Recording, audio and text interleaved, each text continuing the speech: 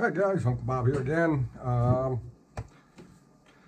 Yesterday I think it was, or the day before, my buddy Madmustang RC just posted a video on his Clod Buster and he was doing some work, so I figured I'd do some work on mine because I'm going to be doing an experiment with this. Now this is just my stock runner.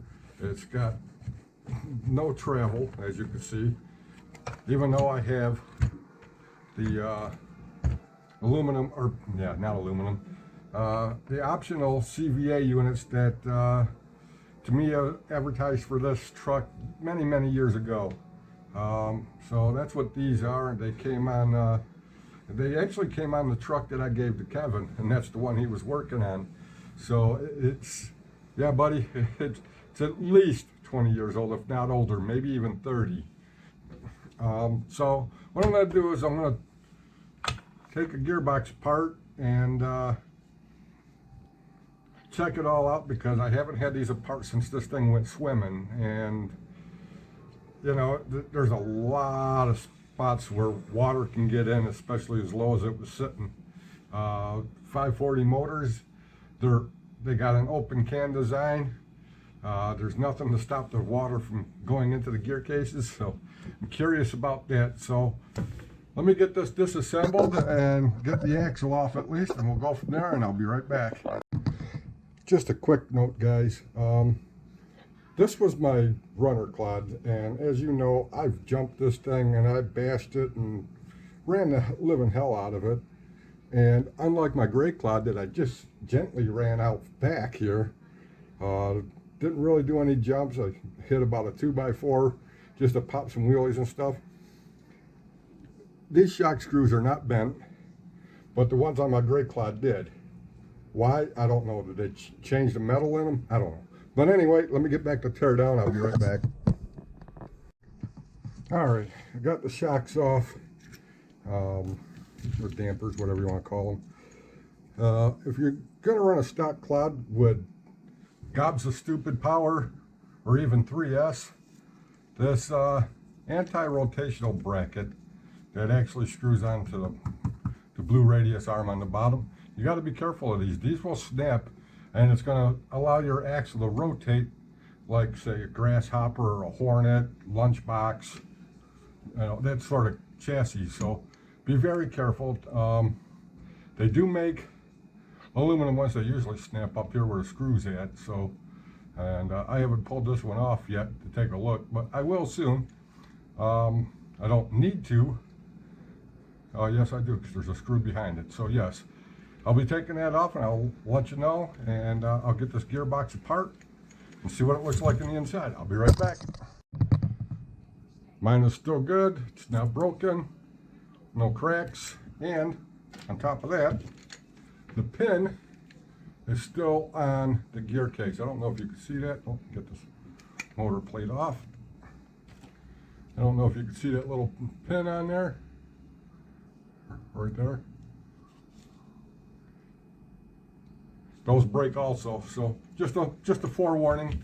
If you're going to really run the hell out of a Clod, I suggest at least a 4-link suspension. Moving on, I'll be right back. All right, here we go. See if I can get this apart.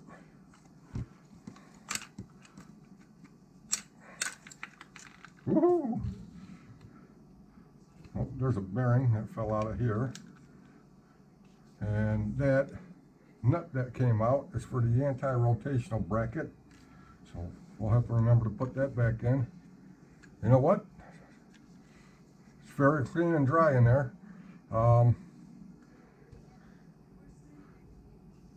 There's the other bearing.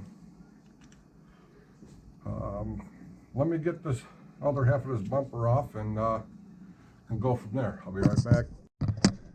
All right. Got that bumper off. I'm going to pull these gears out, take a look at them. That one appears all right. This one appears all right. Now, I don't know if you noticed, but I do not have a lot of grease on these. Something that a lot of us did back when we raced these. I don't know if they still do, because I haven't done it in a long time. We barely, if any, put grease in here. The gears kind of self-lubricate and they spin much freer. You get a little more speed out of it. The grease slows it down, especially for as heavy as the truck is. Even with a aftermarket chassis. But there's a reason why I'm doing what I'm doing, because I'm doing an experiment with this vehicle and it's only temporary, so I'll be doing this again in a while, taking it back apart and putting the stock stuff back in it. But I'm going brushless. This is a 4600 kV motor. This is the motor out of my drag car, my Lozy drag car, and if you've seen those videos, things are pretty quick. So, and it's censored, but I'm not going to run the sensor wire, and I'll tell you that when I get the other motor and speed controller into this. With that, and possibly maybe even 3S, we're going to see how fast we can get this thing with stock gearing. Keep that in mind. It's going to be a stock 13-tooth pinion on the motor, stock gears inside, except for one. The rear diff, which is what I opened, I will be using Hot Racing's aluminum center or aluminum spool. It's a 40-tooth, just like the original gear, so it's not hard to put in. Just take that out, take that out, take that out, slap that in, slap that in, and it's done. That's all there is to it. So I'll get this back together and I'll be right back. Here's something to take note.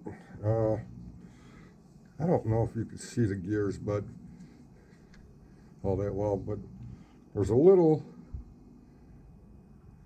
nub right there on this gear. What I'm going to do is I'm going to rotate that one complete time where my finger's at, and keep an eye on that spool, which would be the rear diff, and watch how slow it turns compared to how fast the rest of the gears move.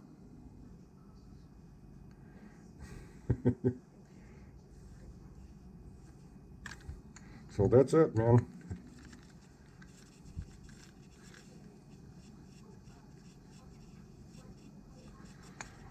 Those motors are spinning, but the tires are barely moving. Well, at least the differential. Tires are bigger, so they might have a little more rollout. That's a whole different ball game. But yeah, that's it, man. That's why you don't get much speed out of these things. Be right back.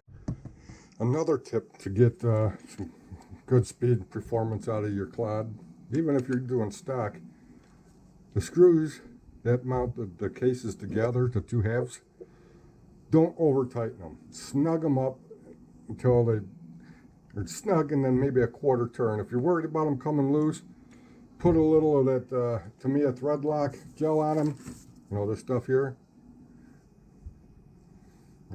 That doesn't eat the plastic like a Loctite blue. I can't remember the number, but so you'll be safe with that. And I already got the pinion gear on. Motor's going in. If I can get it in the hole. And I gotta grab the motor plate and the screws. So be right back when this is all put back together. Okay, motor's in place, and you can hear it. Mostly that's gears, but I'm going to finish putting this together. You guys don't need to see what I'm doing here.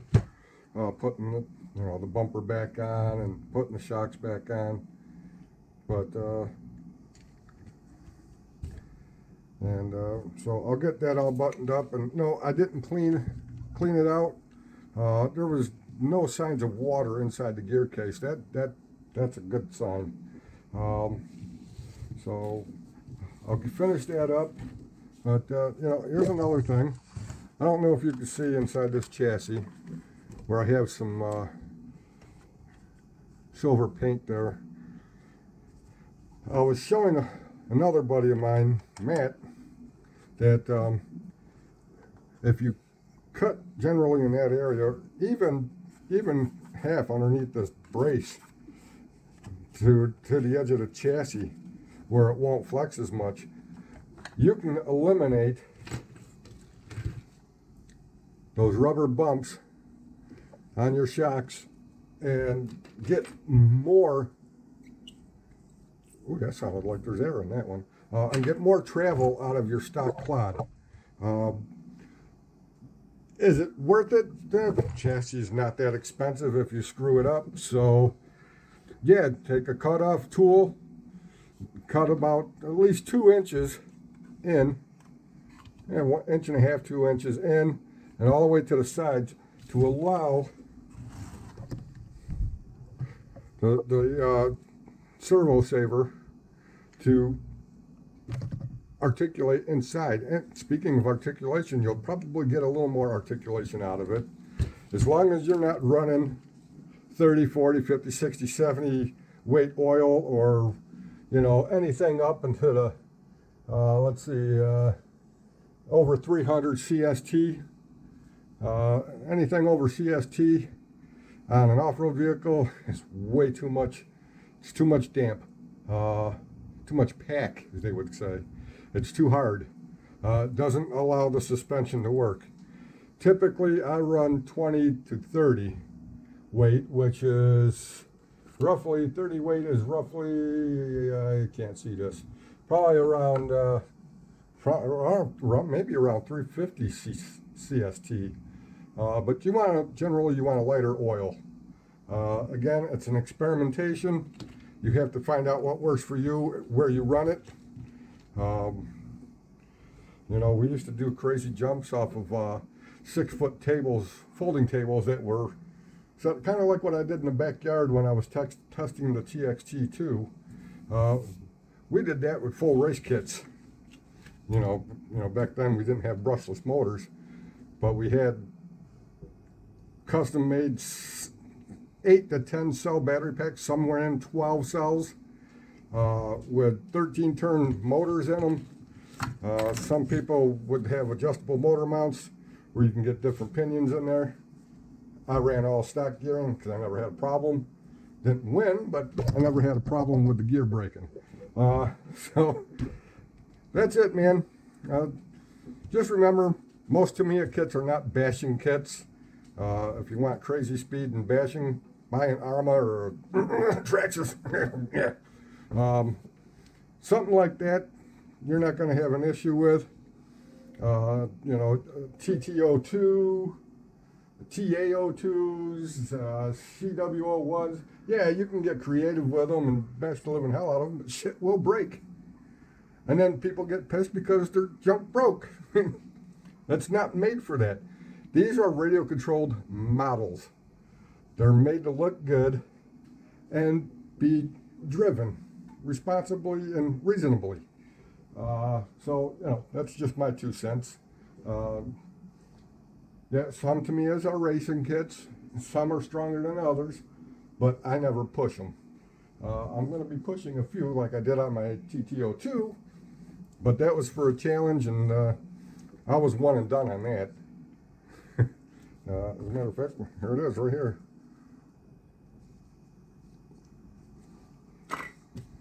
I don't know why I hang on to crap. I don't throw crap out. I don't know. I gotta start throwing shit away. Pardon my French, gentlemen, ladies and gentlemen, whoever's watching. That's it for now. Hopefully this was enlightening, and hopefully going brushless in this Clod is going to be Pete Wylie approved. So again, shout out to Kevin over at Madmustang RC for giving me a boost in the butt to get this started. Even though he didn't say anything, but now he knows. Matt, who I was telling about cutting the chassis out if he wanted to do that route. And again, I just shouted out Pete Wylie over at Pete Wylie RC. So go from there, guys. See you in the next one, and hopefully we can get out and get some running done. because it's been nasty and I've been feeling like crap, mostly tired. Sucks getting old, guys. We'll see you on the flip side. Later. Peace.